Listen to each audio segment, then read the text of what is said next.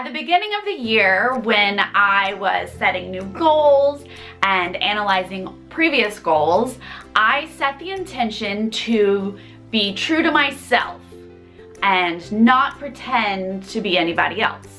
In 2016, and other times in my past, I'm sure, I found myself feeling like I wasn't enough, that the real me wasn't gonna cut it in that situation, and that I needed to act like a different person. This realization kind of surprised me because I have always been a confident person, overly confident. I have the confidence of Zsa Zsa Gabor. That was a really dated reference. Who's the modern Zsa Zsa Gabor? I have the confidence of the Kardashians, of Madonna. I have the confidence of Madonna, overly confident. First off, I'm a Sagittarius. We are all very full of ourselves. And second off, I was raised by a mother who constantly told me that I was pretty, that I was smart, and that I could do anything I set my mind to. And I totally believed her. I've definitely had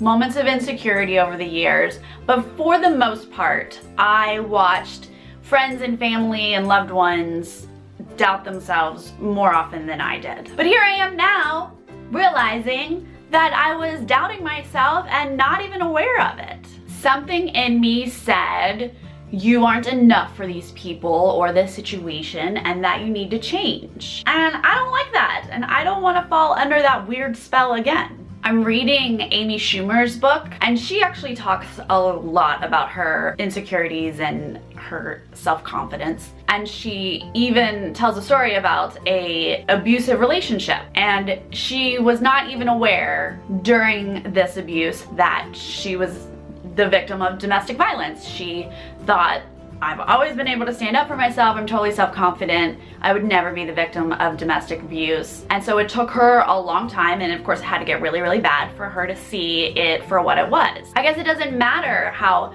confident we are overall, we're all going to have these moments of insecurity, these moments of self-doubt. I guess that's just part of being human. The Bush daughters just wrote an open letter to the Obama daughters, and some of their words really struck a chord with me. They wrote, "Those who judge you don't love you, and their voices should not hold weight."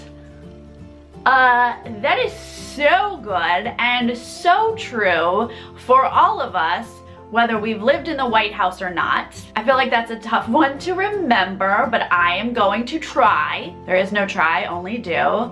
I am going to do that and remember that I am good enough.